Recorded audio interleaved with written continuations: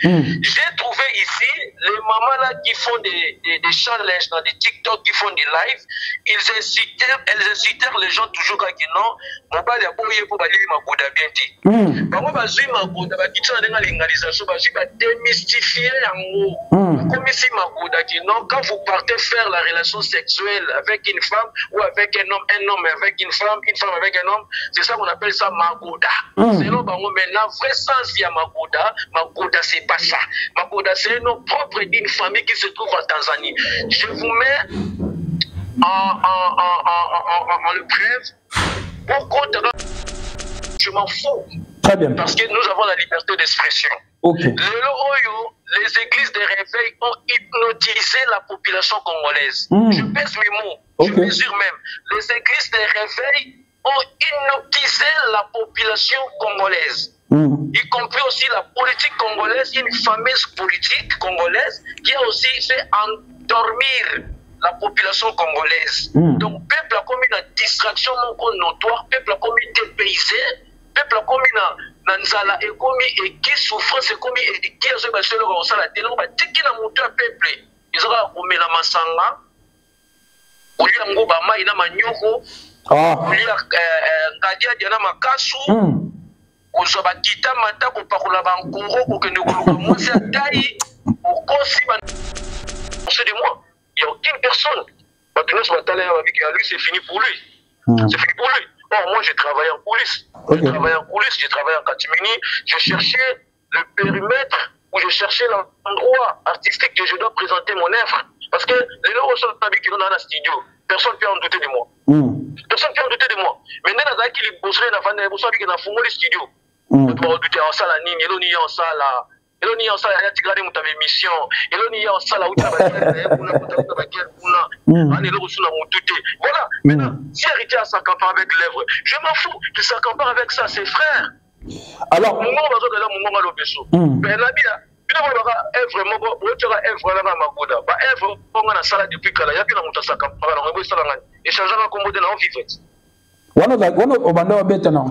c'était normal. Et si Kofelo Mide a expliqué déjà ma cambouana que Kofelo Mide a expliqué déjà ma cambouana que tant que vous êtes dans le sa moutou, ce que ça les lots companaye et ça y a moutouana.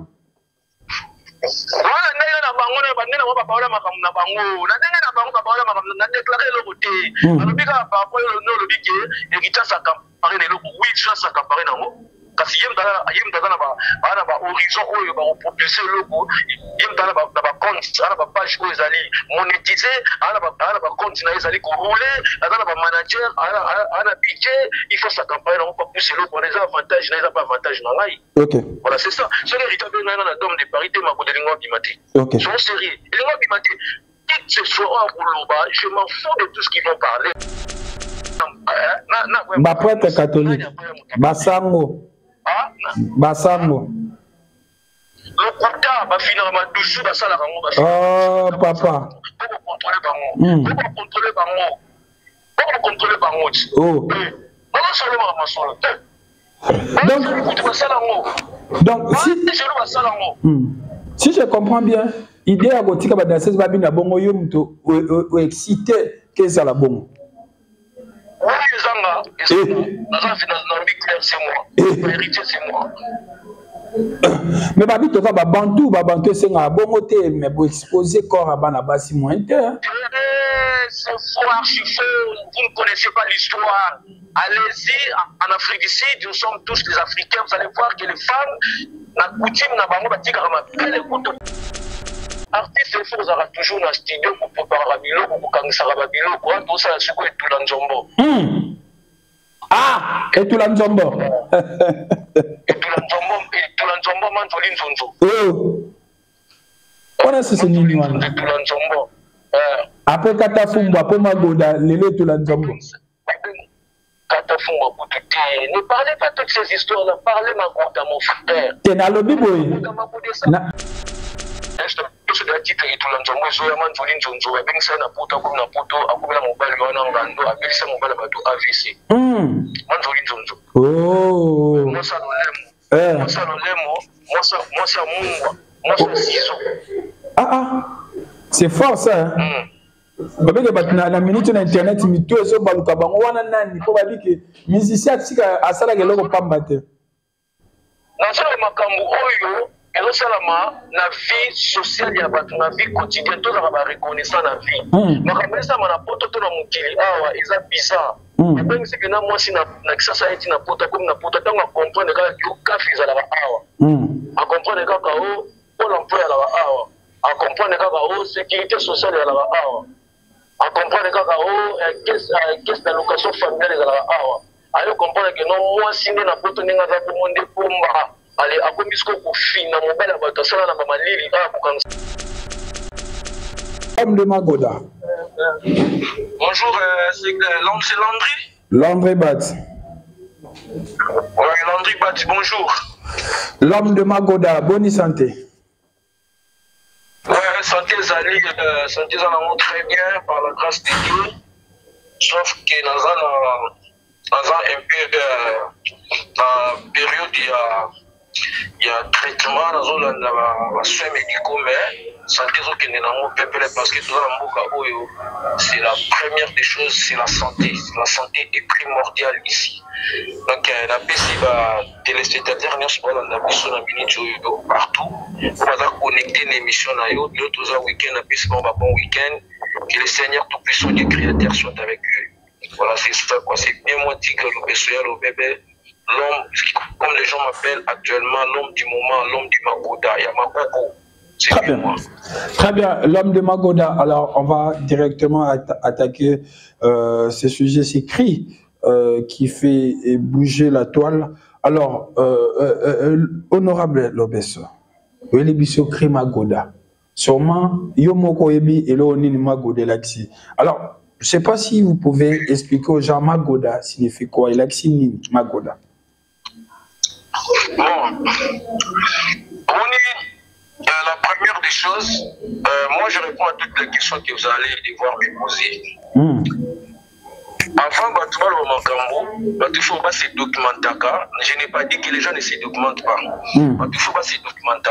Et surtout, beaucoup plus de fonction dans le Congo. Pas en fonction de qu'ils font des détournements des deniers publics autour de bayi bakaba comme on a passé 7 8 9 bazo promettre d'être dans la fonction au chef de l'État à Pessiba. Je ne n'ai pas personnalisé, je n'ai pas cité le nom de quelqu'un ici qui que ce soit même hormis le gouvernement na la vie quotidienne comme ça. Merci pour la question. Magoda Zali, c'est un nom propre d'une famille, ils sont en Kenya. Famille en Tanzanie. Non, ça là, immortel, je ne suis pas un caricaturiste, que je ne peux jamais faire des caricatures. Vous pouvez cliquer sur intelligence artificielle, taper le mot Magoda, vous allez me donner raison. C'est un nom propre d'une famille, ils sont en Tanzanie, famille où ils sont en Kenya. De deux. Hormis de ça, sur lequel Souka Namagoda, ils ont diplôme, il y a master. Après, ça va monter à Sali Moussala Malamu. Quand on a Google, c'est pas moi. Magoda, c'est pas un substantif inventé par l'Obeso. Non. Quand je suis arrivé ici en France, j'ai écouté les gens discuter que de Magoda. Ce sont les Congolais, comme les Congolais, tous les spécial. Nous avons la matière spécifique quand les Congolais. Les Congolais, tu veux côté déformer, démolir, mais pour nous bonifier, construire, reconstruire, tu veux barater. Tu veux barater. Pour mais pour sorcellerie, j'ai trouvé ici les mamans là qui font des challenges dans des TikTok, qui font des lives. Elles incitèrent les gens toujours à dire non, mon père a pas eu pour balayer ma Magoda bien dit. Par contre, Magoda, l'égalisation, démystifier en haut. Comme ici Magoda dit non, quand vous partez faire la relation sexuelle avec une femme ou avec un homme avec une femme avec un homme, c'est ça qu'on appelle ça Magoda. Selon Bango, mais la vraie sens il y a Magoda. Magoda, c'est pas ça. Magoda, c'est un nom propre d'une famille qui se trouve en Tanzanie. Je vous mets en le bref. Pourquoi Google, tapez sur l'intelligence artificielle mot Magoda, vous allez voir que non, c'est un nom propre d'une famille en Tanzanie. Ok. Alors, non propre. Moi, je me suis inspiré par rapport à TikTokers, hormis de ça, je ne suis pas antichrist. C'est que je parle, c'est un langage que moi. J'ai mes convictions que je ne peux aussi partager avec d'autres personnes. Celui qui veut partager avec moi, qu'il partage. Celui qui ne veut pas, je m'en fous. Très bien. Parce que nous avons la liberté d'expression. Les églises de réveil ont hypnotisé la population congolaise. Je pèse mes mots. Je mesure même. Les églises de réveil ont hypnotisé la population congolaise. Y compris aussi la politique congolaise, une fameuse politique congolaise qui a aussi fait endormir la population congolaise. Donc, peuple a commis une distraction non notoire, peuple a commis dépaysé, peuple a commis une nzala et commis et qui souffrance et commis et qui a se basé le rosal la télé, on va dire qu'il a monté un peuple. Ils aura au la masanga, au lieu de ngobama, il a manyoko, au lieu de ngadia, il y a makasu.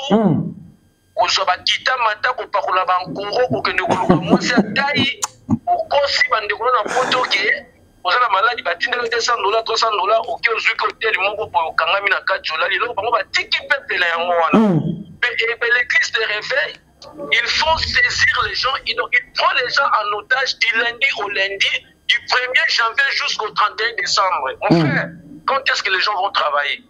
Est-ce que vous avez déjà voilà, là c'est un autre sujet, on va aborder ça juste après. Éclaircissement. Non, écoutez-moi, s'il vous plaît, ce n'est pas un autre sujet. Vous m'avez posé la question, qu'est-ce que signifie Magoda? On m'a dit qu'on éventrait Magoda. Exactement. Parce que là, j'ai touché les églises. Je pèse mes mots. J'ai touché les églises avec les pasteurs. Comment utiliser la famille à Batou? La famille n'a pas de non. Ce que vous avez dit, c'est servitude. Mais il faut que vous puissiez faire ma dîme. Vous avez pasteur, vous avez pasteur, les servitude. Mais quand vous servez la famille, vous avez servitude. Il ne faut pas t'occuper de ta famille propre à toi. C'est du servitude. Ma famille, ma kaboli, ma bala ya batu, au moins ça dans le cas pour qui n'a yoté, au moins dans le cas pour qui n'a yoté, ma pandie donc va changer, donc va évangélisation. Jésus-Christ, le Fils de l'homme, était venu pour qui? Pour la Batumabé. Avec pour la Batumalamouté. Mais bon, va changer. Moi si, moi ça se passe, moi ça comment un pasteur ou les gars Moutobali. On a dit allo bakaya kende feye, des prières, nzoka kenda kana yende feye, Yamagoda. On a conscience qu'il a veillé des prières, mais a changé de destination.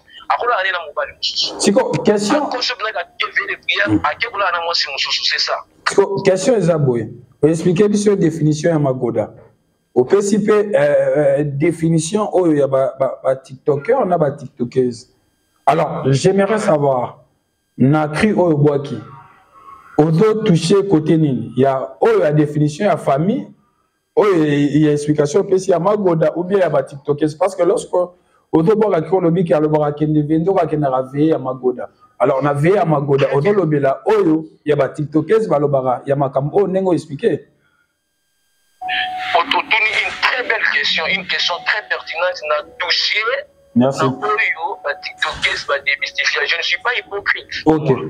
On a touché l'amour parce que Batou, sexe dans la première position. Tout le monde a même au cadre de Moka. Parce que nous il y a eu des démis de fonctions pour accepter les ministres dans le cabinet. Tout le monde a tout le monde a. Ministre, à l'époque de Kabila, laisse-moi te dire, parce que j'ai l'information avec moi. À l'époque de Kabila, il y a un ministre là, si c'est des TP ou de quoi, des ministres là, si c'est de la poste et quoi, des choses comme ça là. Il a été démis de ses fonctions, il a fait des masturbations dans son cabinet. Et le photo de Kabila était derrière lui. Le Moussala. Donc il a une fille qu'il a appelée, une femme qu'il a appelée en belle vidéo. Alors il a dit le ministre s'est permis de le faire. Il a été démis de ses fonctions. Les Amagoda. Voilà ce qu'on a dit parce que l'artiste s'inspire à ce qu'il est en train de voir. L'artiste s'inspire à la nature. L'artiste s'inspire au roman. L'artiste peut s'inspirer d'une verset biblique. L'artiste peut s'inspirer d'un événement, de méfaits qui se passe dans notre pays. La dépravation des mœurs, toujours dans le détournement de la dernière biblique. Vous comprenez? L'artiste peut s'inspirer dans toutes ces histoires-là. Donc nous sommes des figures emblématiques et nous sommes des voix du peuple. On est censé les dénoncer, de chanter des choses qui ne sont pas bonnes vis-à-vis à la société. Donc il y a pour étaler parce que on a une bêtise, on a conseillé de bateaux. Alors, ce n'est pas pousser les gens de faire les magodas. Je suis en train d'interpeller les gens et de faire réveiller les gens. Et soyez vigilants avec vos femmes, soyez vigilants avec vos hommes, soyez vigilants avec nos filles, et surtout nos filles qui sont victimes actuellement. Pas la téléphone. On a 17 ans, papa, moi, à 60 d'années. Pour le téléphone, iPhone, il y a Magoda. Nous devons veiller pour les enfants, veiller pour nos femmes, veiller pour nos sœurs. C'est ça que moi j'ai fait, c'est ça Magoda. Voilà. Merci beaucoup pour l'éclaircissement. Mais autre chose, bon. Merci. Le bel social écrit on a concert héritier, mais du coup, le cri, il y a le beso. On a bateau, héritier à s'emparer, comme le quoi y a. J'aimerais bien savoir, et ça featuring, et ça cri naïo, au bois qui, au PC à mon héritier cadeau, et ça, contrat y a cri wana, et ça parce que le loto lobby au kuna. To boy to yoke comment non ba exploiter kinga cri na ngai boy na boy bo solo ndengeni pour na créer ça appartient à qui et ça s'est fait comment surtout beaucoup plus que tu as droit d'auteur ba kambe belé et comment ça fait que les cris se retrouvent na label héritier si je peux dire ça. OK, très bien, c'est bien. Premièrement, au moins dans la vie, nous devons rendre l'ascenseur à celui qui t'a rendu l'ascenseur. OK. Nous devons donner de l'eau à celui qui t'avait donné de l'eau. Donner la place à celle ou à celui qui t'a donné la place. L'honneur, le respect à celui ou à celle qui t'a donné aussi du respect. C'est ça. Héritier a pensé de moi, frère viens, Yagola Kissa, Oyo Yebi, Omana Yebi, Ozanango, na concert Nangai. C'est héritier qui m'a remis sur scène musicale. Donc, il t'a rendre à sincère dans mon péché à sincère. C'est l'héritier qui m'a fait venir, qui m'a convié à son projet. Ezaki na tombe de Paris, tout le monde connaît. Donc, on a Iraki, na yebe na jibesière artistique na Magoda. Après, on a toujours Magoda, on a concert extrait. Donc, ça, les gars, on a préface. On a présenté Magoda chez le public qui étaient là. Donc, on a dit pianiste héritier, donc il y a une émission qui a gagné ma confrère Nayo. Donc, ça, live, il y a une émission à Magoda. Allez, Nabi gagné ma bimi, c'est publié. On a fait les concerts le 25, le 24 mai, le 25, le 26, on a fait les sons là. Et même le 26 la soirée, on a publié ça. Jusqu'à nos jours, il y a live et émission, on a des moutons, ils allaient répondu partout dans le monde. Et tant que les discours se touchés, nous avons touché. Héritier, frère, on va faire maintenant l'enregistrement de ces sons ici. C'était ça. Moi, je parle la vérité. D'accord. Pas droit, ils ont partagé. Hier, on a y parlé avec lui. Le vaisseau, il faut Oyato Kende pour qu'il nous signe. Pour qu'il nous signe pour avoir droit. Nous sommes tellement commis, on a titre à Djene Gezali Sala. Quand c'est Ali Magoda, on a hérité de fit le vaisseau. Et ses musiciens, ambulance et Marie qui est les pianistes qui avaient joué là. Oui. Donc, moi, je tombe à ton monde de Bassiba commis à Bongo. Je connais monsieur Grave Baligny, le bateau, le bateau, Makassi. Bon, attends, héritier à s'accamparer dans moi. Il faut s'accamparer dans moi. Oui, nous avons coupé ça, il y a un côté. Nous avons coupé ça, frère, non, moi, la famille, nous, ça, il y a un côté. À s'accamparer, parce que moi, personne ne me pensait de moi là. Personne ne me pensait de moi. Personne ne me pensait de moi. Il n'y a aucune personne. Maintenant, ce matin, lui, c'est fini pour lui. C'est fini pour lui. Bon, moi, j'ai travaillé en coulisses. J'ai travaillé en catimini. Je cherchais le périmètre où je cherchais l'endroit artistique que je dois présenter mon œuvre. Parce que les gens sont habitués dans le studio. personne ne peut en douter de moi. Personne ne peut en douter de moi. Maintenant, dans qui les bosseurs na vendre, les bosseurs qui na fumé les studios. On peut douter en salle à Nîmes, et l'on y en salle là. Et l'on y en salle, il y a tigradé mon émission. Et l'on y en salle où tu as voilà. Maintenant, si héritier a s'accampare avec l'œuvre, je m'en fous qu'il s'accampare avec ça, ses frères. Alors, mon nom va de là, mon nom à l'obéso. Mais la vie, il y a vraiment magoda. Ba œuvre, on a salle depuis qu'il y a bien monté s'accampare. On va s'aller et changer un commode dans vivre. C'était normal. Et si Kofelo Mide a expliqué déjà ma Kambouana que Kofelo Mide a expliqué déjà ma Kambouana que tant que vous êtes dans le sa moutou, ce que vous allez le couper et ça y a moutouana.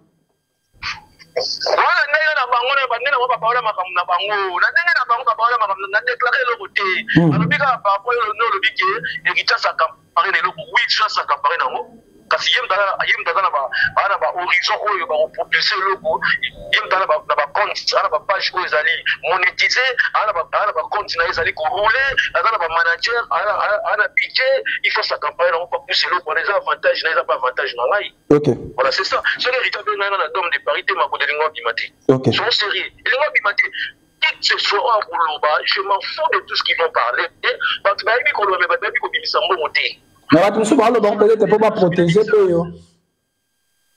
pour lobby to lobby okuna boyo peut-être bazo boyo les qui voilà créer na ngai na bénéficiaire ni boy ni boy il a agi na ngai te na sama moi na jeune musicien te na jeune artiste te il a agi na bino ka mibata yo no je lo to kabeli ndeko no na famille ata kuzo no melo mo ba no kabati. Si, pourquoi pas? Pourquoi pas n'a pas dans les attaques?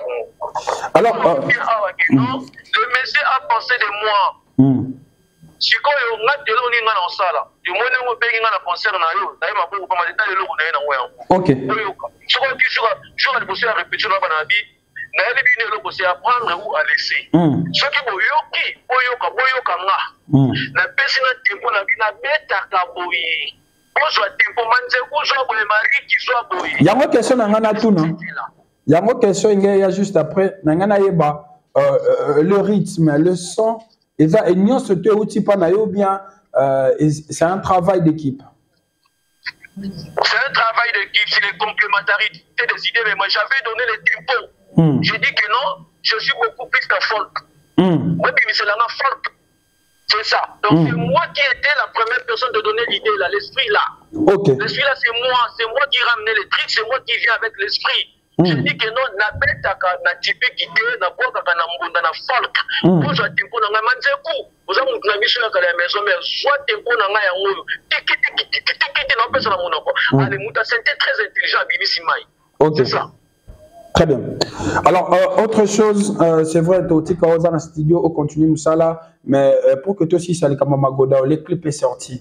Mais ça fait polémique. C'est vrai, il y a des artistes, il y a clip, mais le clip est bimi, belé, surtout côté à Magoda, belé, mais héritier, Lelo, à Bunginzela, Tiki musique intelligente, clip, on dirait film à porno, danseuse, je dirais à moitié nue. Qu'est-ce qui s'est passé? C'était obligatoirement danseuse base à la bonne ou bien c'était quoi? C'était juste pour nous accompagner cri ndenge avec Magoda za makambozi ya ba TikToker ya Magoda ndenge batu babenga ngo penza ou bien c'était quoi? Parce que vous avez plusieurs à clip. L'idée c'était quoi ya otika ba danseuse babina bon? Ah papa, batu balobi ndeke héritier musique intelligente. Yango ba kamwe babi mais comme boye ndenge ni. Nalobaki na héritier boye, jour na ki na Magoda nalobi, vous faites la musique intelligente, les astuces ne peuvent pas manquer. C'est moi qui avais dit. Les images, ça. Les images, ce sont là. Okay. Vous faites la musique, je suis un prophète moi. Okay. Je crie dans toutes ces histoires ici. Je dis, vous faites la musique intelligente, c'est bon, c'est bon, c'est une très bonne chose. Mais les astuces ne peuvent pas manquer. Ceux qui vont danser, c'est pas fini, nous va venir monter. Ils allaient quand même lati, n'engue va lati, barola t'as pas monté, n'a pas vu, n'a pas monté privé. Lati na scène sur scène.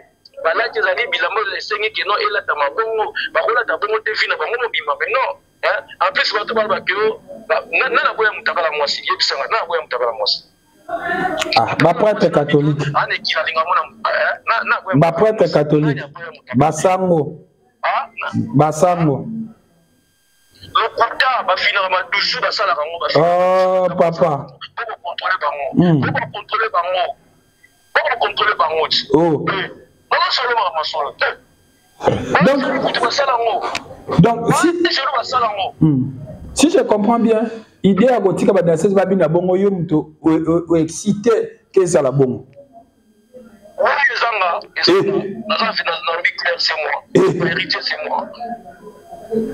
Mais babi to va bantu c'est un bon côté mais pour exposer corps à banabasi moins c'est faux, archi faux, vous ne connaissez pas l'histoire. Allez-y en Afrique du Sud, nous sommes tous les Africains, vous allez voir que les femmes, la coutume n'a pas dit qu'elle est pour te tolérer. Ils cliquent dans le le commun. Oui, qu'elle n'a pas la bisomoko, qu'elle n'est pas la bisomoko d'Équateur au commun, il y a des gens qui font des rituels nuits. Parce qu'on s'habille, il faut se documenter, frère.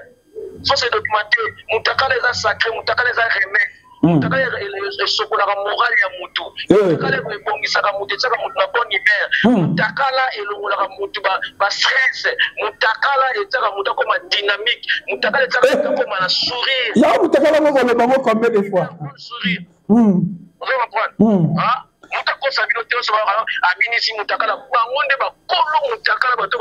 Ma pasteur, babi o critiquer ma pasteur papa. Ma pasteur ba yeso balinga magoda.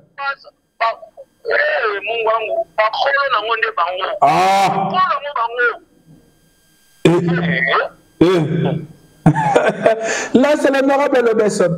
On va chuter. En tout cas, je vais te laisser cette fois-ci au continuer. Moussala parce qu'on est dans le studio. Mais une fois, on a pas qui ozo silika penzo le bique bato ba fingio. Alors, j'avais pas bien compris. Et ça, banani ba fingio, ba musicien, ba fanatique. On a mon penzo silika que on a tina téléphone ou là que ça va message. Bah non, ba fingio pourquoi? Et ba fingio ni.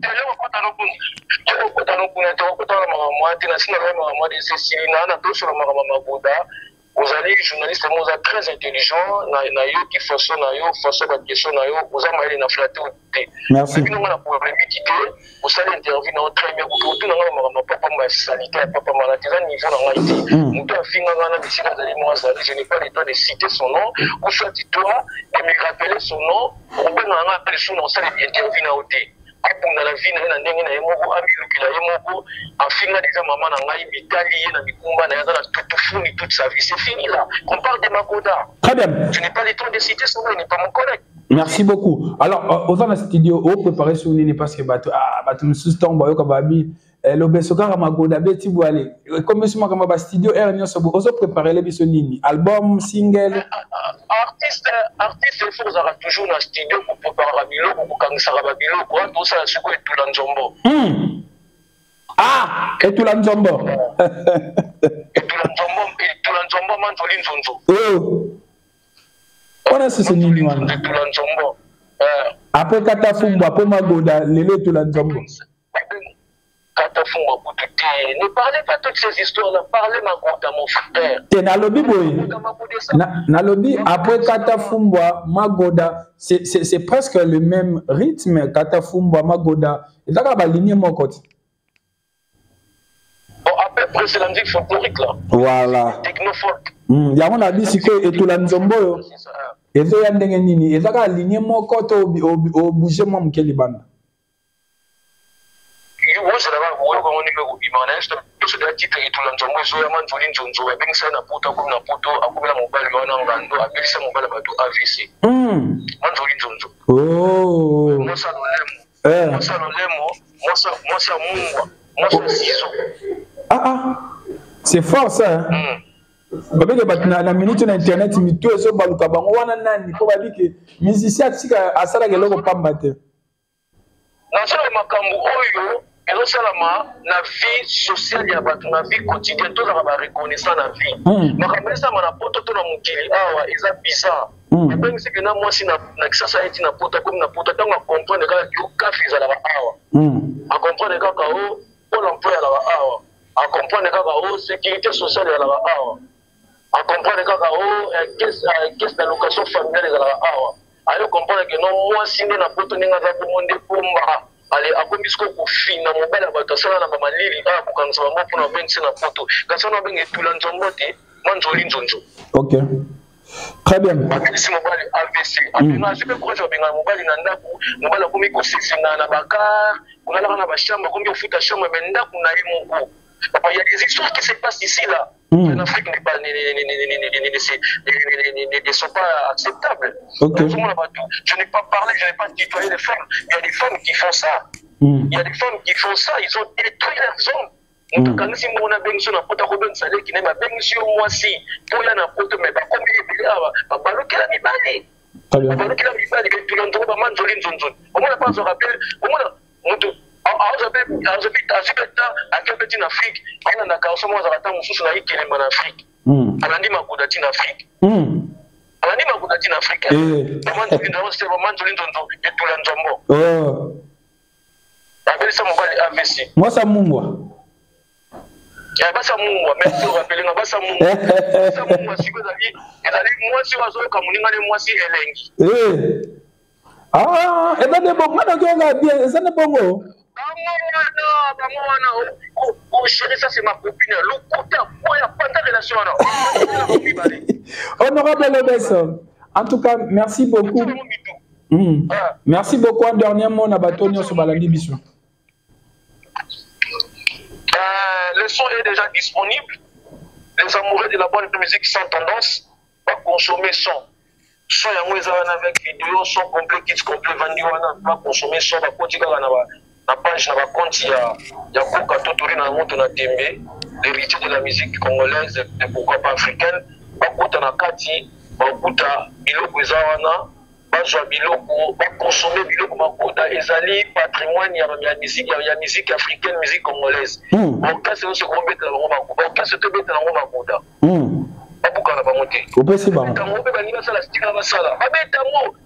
La musique congolaise était forte quand tout le monde chantait Ndobolo.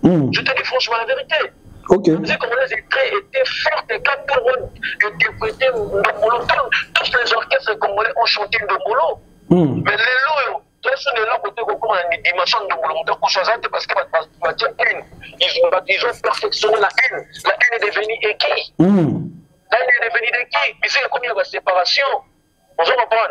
Musique comme la séparation. En grande partie de la musique, le roi Michael Jackson, le roi du pop, perd son âme depuis qu'il est parti. Jusqu'aujourd'hui, il n'y a aucune personne qui peut se mesurer à lui là. Il a fait l'union des artistes et musiciens américains. Ils ont chanté We Are the World. Vous connaissez très bien l'histoire. Comment ça ne s'est fait pas de cette manière? Je me rappelle là, Didier Arafat disait avant sa mort que nous, les Ivoiriens, les Camerounais, qui que ce soit, ou les Zimbabwéens, tous l'Afrique là, nous sommes censés respecter les Congolais parce que nous inspirons aux Congolais parce que les Congolais naissent dans les lives. Les Congolais sont des auteurs, compositeurs de rythmes et des œuvres musicales. Arafat à l'Obama a vu les aller. Parce que c'est vrai, le Zala qui a empire à ça, les musiques qui fait une fois qu'il nous roule. On va voir ça, il faut qu'il allait faire un débat qui va être en Wenge, papa qui en la chance de papa qui en grand-père posé aux gens qui en ont polé dans Wenge, tout le monde on va voir, c'est la force, c'est l'union qui fait la force. Très bien. On a essayé de pas mettre la maman interpréter, allez interpréter ça, chanter ça, mettre un mot. Très bien. Voilà. Merci. Pour le Congolais. Merci beaucoup, honorable Lobesso. Bonne journée. Merci pareillement, Bata. Merci. Voilà, cher ami, là c'était Lobesso, l'honorable l'homme de Magoda.